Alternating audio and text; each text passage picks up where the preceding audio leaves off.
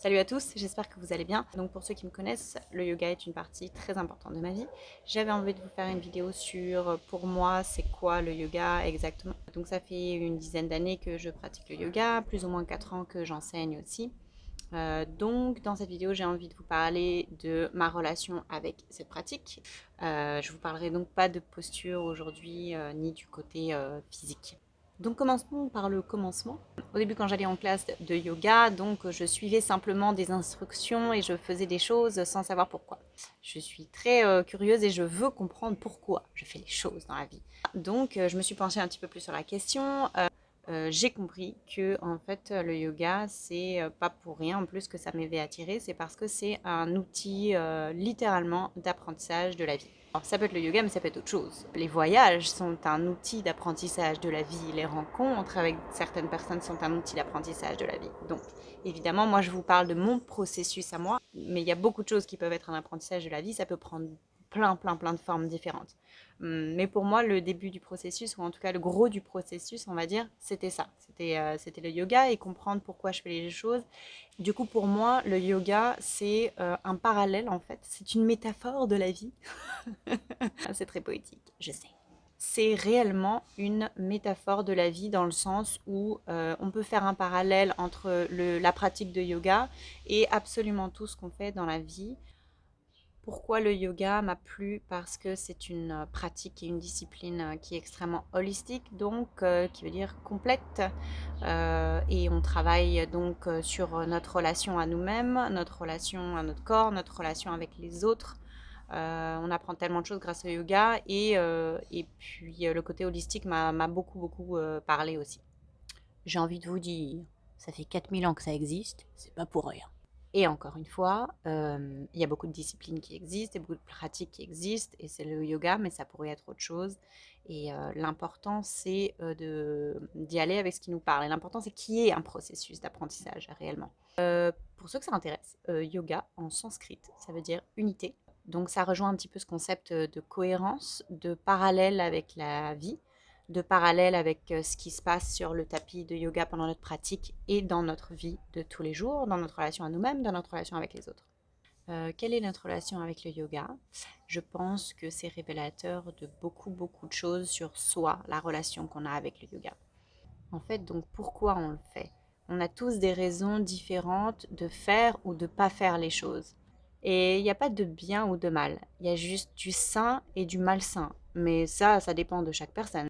C'est-à-dire, si moi je travaille beaucoup, mais que pour moi c'est bien, c'est sain, alors tant mieux. Mais si je travaille beaucoup et que c'est pas sain pour moi, il faut que je me pose des questions. Tout ça pour dire que le yoga, c'est un outil de connaissance de soi. Pour moi, je pense que on peut tous améliorer notre vie. On peut réellement tous améliorer notre vie, mais il n'y a pas d'amélioration de notre vie si on ne se connaît pas un minimum. Et oui, ça peut prendre toute la vie de se connaître, et ça prend toute la vie de se connaître. Mais je pense que c'est une des missions de l'être humain.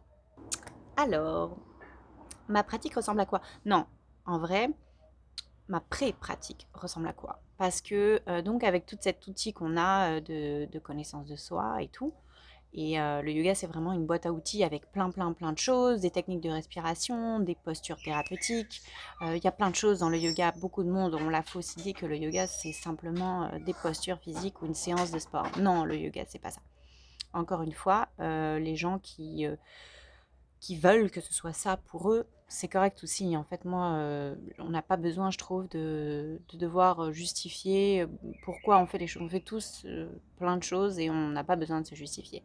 J'avais simplement envie, moi, aujourd'hui, de vous partager pourquoi je le fais et c'est quoi pour moi et comment ça m'a aidé, en fait, dans ma vie et dans mon amélioration de moi en tant qu'être humain, en tant que petite personne. Aujourd'hui, je vous parlerai juste des étapes préliminaires. Avec le yoga, on crée un espace temporel pour soi, où il n'y a que soi.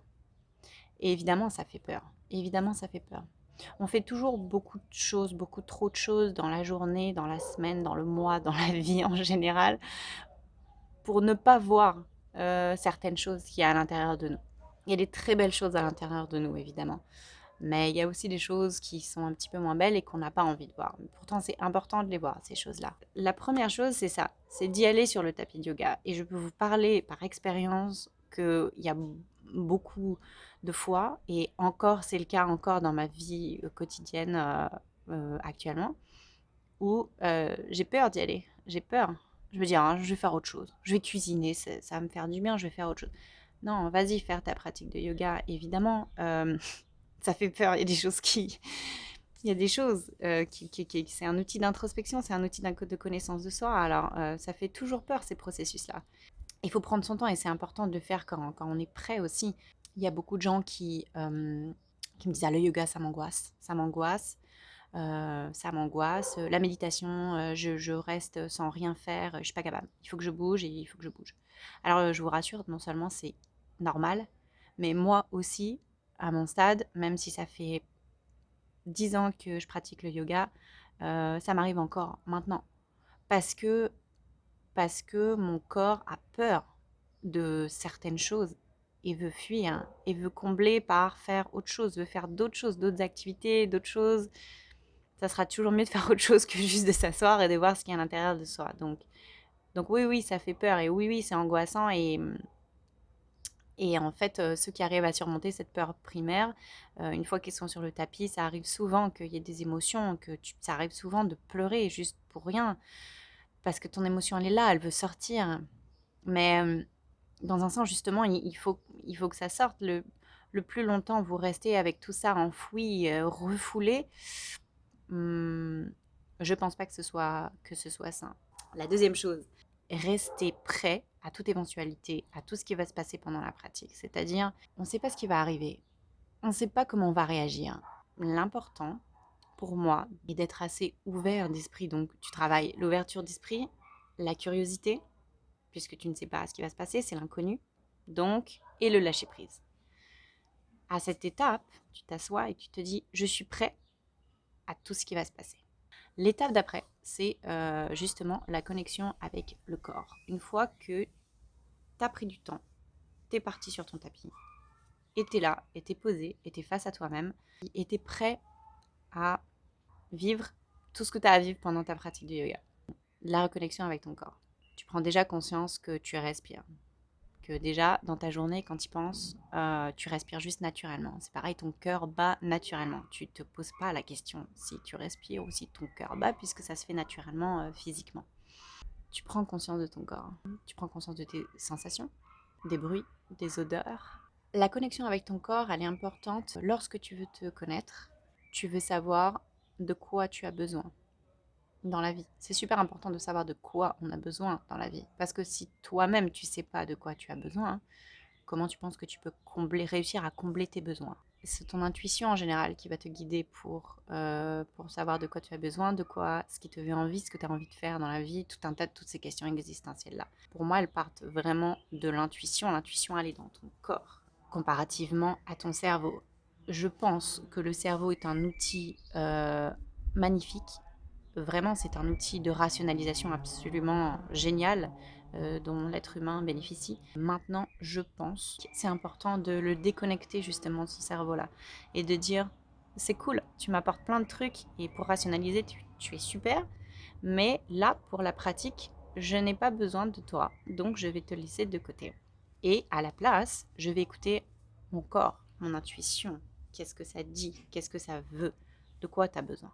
Le yoga, c'est un outil formidable, c'est une boîte à outils, il y a des techniques de respiration à n'en plus finir, des postures, de la méditation, des mudras, de tout ce que tu veux. Donc à ce stade, c'est important de faire cette introspection-là. Et ça peut être extrêmement angoissant aussi pour certaines personnes qui n'ont pas appris à se connaître, à se découvrir, à savoir ce dont ils ont besoin.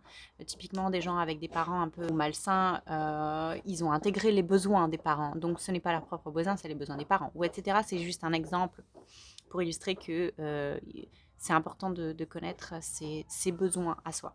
Et ça peut prendre du temps et ça peut être éreintant. J'avais tellement intégré les besoins des autres que j'étais plus capable moi-même de savoir de quoi j'avais besoin.